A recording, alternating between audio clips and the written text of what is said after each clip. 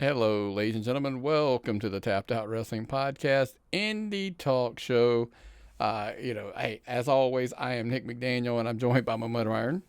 Oh man, did we ever have a great weekend of wrestling?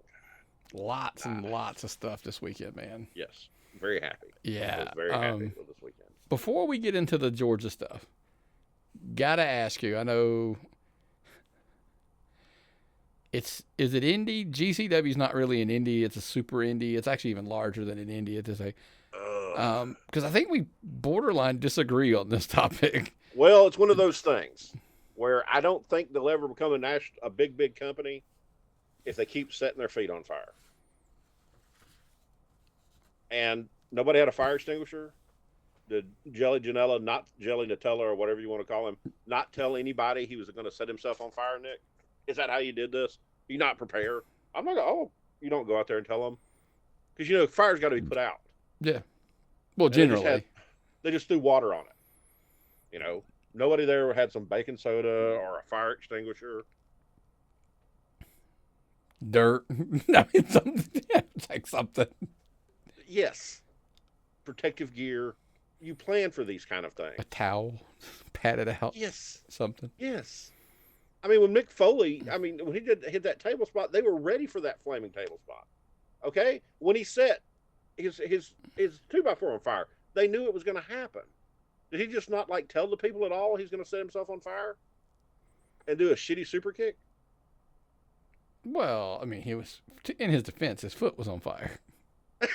I mean, I'm just saying, you're going to judge a super kick when your foot's on fire? I'm like, come on. That's just a little more. Sorry, guys. I about killed Myron. I had to use my inhaler. Yeah. Oh, Lord. I did love his comeback to somebody making the smartass remark about all that for a hot dog and a handshake. And his comeback was basically essentially implying that he makes more money in GCW than he did with his freaking AEW contract. So, More power to him. Yeah, I agree. I just don't. I don't know how these people continue to do that shit. Okay. Yeah. So anyway, so let's move along to some of what we lived through, experienced. We'll start Friday when we headed up to Cornelia, easy for me to say, up to NCW. Lots of cool stuff going on there, man, on Friday nights. Young kids getting chances. There was some great wrestling on the show, but there were a lot of young kids, students, people from other places that came in to get some matches there. And I think they're going to really, really be able to do some stuff there that influences Georgia wrestling down the road. Well, there are past incarnations, right? Of NC. They were there. It seems like NCW goes through phases where there's, you don't want to call it's not a class, but there's classes that go through, and that last class at NCW was a really good class. Yeah. That came through. So there's a lot to live up to. But I think, it's, to me, and this is just me personally, we have promotions. I think it's great that there are promotions in Georgia that's essentially kind of what they do. We have promotions, and this is no disrespect to any organization, by the way. And so you got to hear me out. You're going to have if WWE is, we're going to say AEW, WWE, Impact, NWA, whatever. Those are all, the major leagues. Then you're going to get the AAA ball. And you're going to have places like these are where the best of the best in every, the state, these are where they work. Then you're going to have tiers below, you have double A ball, etc. And so I think it's really good that we have promotions out there. And by the way, there are double A and A ball teams that draw really well. So it's, again, this is the part where I'm telling people, don't be disrespected and stay in your lane and know what it is. Somewhere by the way, in a double A or double A team, sometimes they call down a guy who at one point was in the show. Have you ever seen Bull Durham? Yeah. They call down the catcher who comes down and he teaches somebody young something and then he moves along. So just like Terry Lawler was there. See, that's where I was going. So you'll have somebody like a Terry Lawler who's or somebody like that that's a teacher at NCW, teaching some of the young talents and helping. Somebody like Todd Sexton, who we'll talk about in a minute. Jesus Christ, But yes. there's PCW that does very similar. There's Yes. GPW up in Jasper who does a very similar. So like it's a grooming, like, that next wave of talent and elevating them over time to they become the top guys and they're moving into those other promotions. Performing in front of a live Yeah. audience is important to the development of a wrestler. From just what I've seen. Okay, I don't know, but from what I've seen, getting matches in front of a live audience is super helpful. And they've got places now that can do that, and I think that's wonderful. Just look at Alex Keitel, probably the most improved wrestler I know of right now. Every time I see that kid, he gets better. Every time I see that kid, he's like the first person to help put up the chairs. He's one of the first person to do anything. And he is slowly, naturally becoming a talent that's going to start moving up the cards everywhere we go. Mm-hmm. I agree. Man. Again, because it was funny, it was something we watched his match, and it was something we noticed and we pointed it out that we were both like, most improved, maybe, like, yeah. Really, like, and I, anyway. So, but of course, the highlight, the big standout moment of the night was Todd Sexton, defending the NCW Junior Heavyweight Championship in an Iron Man match, 30 minutes versus Hunter James. Oh God, I normally dread Iron Man matches, okay, because it's boring and they can't keep my attention. I never took my eyes off of this. Do you want to know why? I psychologically figured out a long time ago why I'm not a huge fan of Iron Man matches. What's that? Because who gives a shit beyond the last 5 minutes? I don't have to watch the first 25 minutes. I can go outside and, get a drink of water and, blah, blah, blah, right? Doesn't matter. You just come back at the end of the 5 minutes because you're not going to miss it because it's going to go 30 minutes. But that did not apply. Yeah. That match entertained the whole time. The amount of reversals and submission holds that they did was amazing. They did shit I've never seen before. And to finish in a tie, and it's going to have to go into a third match that they're going to hold on Anarchy this weekend, which is, look, I'm going to have to sell my soul to get up there because my daughter graduates on Monday and I've got family in town. I've already tried inviting the family to go with us so I can have an excuse to go. But I can't imagine how good the third match is going to be. Right. I didn't see the first match. The second match was amazing. Oh, God. And Todd tore it up 2 nights in a row. Right. Well, I was going to say, yeah, because he wrestled the next night. Oh, Jesus Christ. Down at Southern Fried, here's the thing. He's pulling double duty and all that crazy stuff down there. But he had a match with Kyle Matthews that, whew. How nuts was that? How nuts was it that we made the joke about, like, how did these guys never, we know. 19 years. Yeah, but how did they never cross paths? It's just funny how they, in wrestling, they say timing's everything. And I'm never going to get to see it again. Right. Oh, that was such a good show, though. That Southern Fried show was so good. Nick Halen and Chip Day, excellent. Techi Makuji, just that crowd hates him and Dr. Brock. They set up that match between Reyes and Judas for Shindig. Shindig was perfectly set up. There was so much heat in that building. There was so much stuff to get ready for. The tag team battleground was awesome. It was like Royal Rumble with tag teams. It was excellent. And then Exotic Youth just pissed off every single human being in that building. I got worked 2 nights in a row. Okay? The Todd and Hunter match, totally. My disbelief was totally suspended. Okay? And this show here, the show we watched, the Southern Fried show, disbelief suspended again. I enjoyed the whole thing. I didn't even think about, well, it's booking change. It's going to do this and this. No, I just sat there and watched and enjoyed it. And that's awesome. And that's one of Todd's best storytelling things. And the surprise match of the night was David Manders and Matt Hankins. Neither one of them regular wrestlers. Seen both of them in the ring before. They tore the house down. The most hated man in Southern Fried versus the most loved man in Southern Fried. Yeah. And they went at it. They got a powder spot in. The whole thing built to the end where everybody was in the ring. Everybody on the whole card was in the ring. All the fights that were setting up for Shindig were out there. Jagged Edge and CT Keys were on the outside. Jagged was coaching CT Keys. Got a casket match coming. Yeah. Judas and Reyes in a casket match. Wow. Lots of moving parts.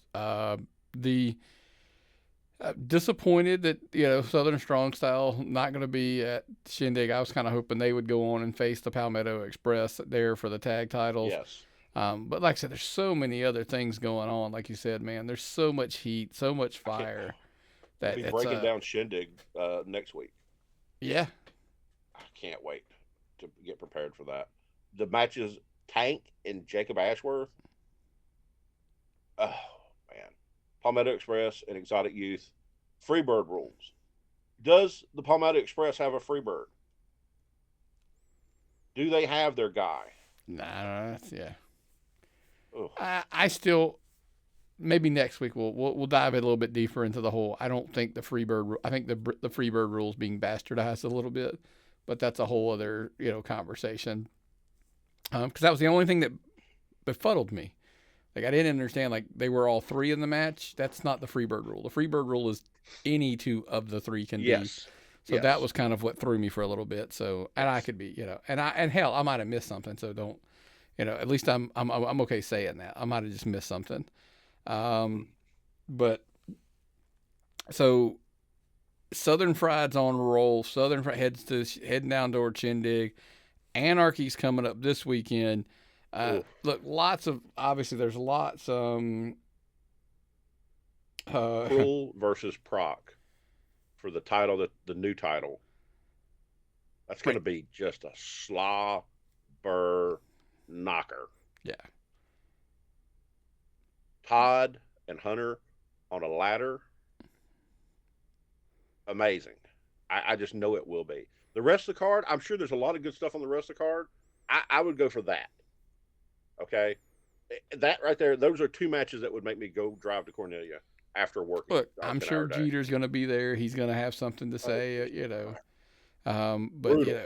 But like I said, yeah, Todd and Hunter ladder match for that junior heavyweight championship. Look, Hunter's got to. It's time for Hunter James to put up or shut up. Yeah, you lost, and you didn't win, and I think third time, he's got to find out as the third time's a charm, because if Todd puts him down again, it's time for Hunter James to go back to the back of the line. Oh. Yeah. I don't think that's where handsome Hunter James wants to be. No. He thinks he's the best, and he's trying to prove he's the best. So we'll find out come Saturday at Anarchy. And like you said, Proc and Cruel, two beasts, two big big behemoths. Some real good stuff. I mean, did you see some of that social media stuff? Is just that they're putting out like that group. You talked about a little bit. You called it the Hanson effect. I don't know how to describe it. That's the thing, because it seems to me that around the time Hold My Beer Hansen broke onto the scene, those kids from South Georgia along with him, they started cutting their own promos and putting stuff out there. And other people have followed suit and are producing their own videos. Now, I know it's so easy to get videos out there these days. That's the wonder of social media and the fact we've got the best cameras in the world on our phones. Right. But, wow. They're doing such a good job promoting themselves, putting themselves over, making people want to book them, getting booked out of state, getting booked onto shows they've never been before. That's impressive. You got to get exposure, and social media is the absolute. We had a conversation with somebody who we're not going to say their names, at one of the shows this weekend, and we talked about the power of social media and about how effective it can be if you just try. And there are some that do it really well. It's, you kind of like hesitate to say, because you're going to forget somebody, but Skrilla's phenomenal at it. Then you've got, like I said, like Proc and Hansen and, and on and on. But these guys that'll sit there and take the time. And it's not, because I think and here's the thing. When it comes to doing it, and this is something that, like, when I watched the last video that Croc put out, where he's talking a lot of trash, he's walking down the hall, but you see Cruel, like, in the doorway behind him, like, to the side. It's little things like that. It's not as simple as, boop, putting a camera on a stand and, like, cutting a promo in front of it. Mm-hmm. To me, that's very old school, and I'm not saying it's a negative thing, but I love that they're getting creative and that they're making them entertaining, or they're making them good. Matt Hankins does them very well. He'll put out something that sucks you right in. Amazing stuff. So it's that type of things, and we've talked about, like, hey, there should be like a social media class to teach people how to use social media. How to interact. The Exotic Youth, another example of how to use social media. Yep. You don't wrestle at most shows but once a month, twice a month. The smallest time frame is 2 weeks between appearances. How are you going to make people, and they're not going to see you except in that building. How are you going to make people keep you in their head? How are you going to make people think about you? How are you going to make people anticipate what you're doing? Yeah. The WWE runs a show every week, and they can cut promos on it. They run multiple shows a week. But you don't have that in independent wrestling. And the promos on Facebook and Instagram and Twitter keep people involved, and those are the people that buy tickets. And because like you said, if you're coming back once a month or once every 2 weeks, keep them top of mind. Don't wait until, like, oh, it's 2 days before the show, let me start putting something out. To keep it rolling and keep it top of mind and keep it fresh. I think that's the key to it. And there are guys that do it very, very well. And I think those people should be applauded. Yeah, I agree 100%. So, there was, a big showdown at Action. Oh, wow. Yeah. 700 people. Insane. Congratulations. Yeah. They raised a lot of money for that school. Yeah. And me, I've said this before 100 times. I'll say it again. I always have a soft spot for anything running that'll help, raise money for schools and stuff. And so kudos to Action. And I can't even imagine to say that it was obviously a great show. Because it was Action, right? They went in there and they tore the house down. I saw some of the video and stuff like that. And let's put it away. Anything with Matt Sales on it, right? It's a great show. Yeah, I love Matt Sales. Yeah. I love Matt Sales. I wish I could see him more. But I'm a Southern Fried loyalist. And when they're running, I don't go anywhere else. If I can't get there, I just don't go to wrestling at all. Well, that's me. Yeah, so they were our first show, the first people that welcomed us, so I'm biased. True. But so I think this weekend we're probably going to hit up Anarchy. That's our try to get out of the house. I mean, I'm guessing. We'll have to see. Anything else that's out there, make sure you're checking out the Robrod Report. It's on YouTube. Yes. It's on Facebook. Give it a follow. It's if you're in the Georgia area, Alabama, even like that Tennessee area, he's going to tell you where the shows are, so you don't want to miss one. So I absolutely 100% endorse it and say check it out. So he's a great friend of independent wrestling, and I am thankful for what he does. Yeah.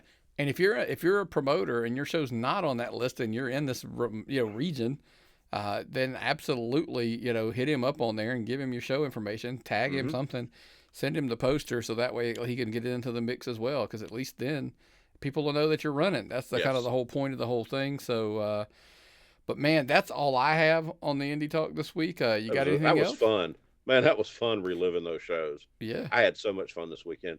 Thank you to everyone on those shows, to people behind the scenes, to the security guards, to everyone involved. And I got my barbecue nachos at Southern Fried. Thank you, everyone. Yep. Well, man, what's the old saying, brother? If I've got nothing and you've got nothing, what time is it? It's time to tap out.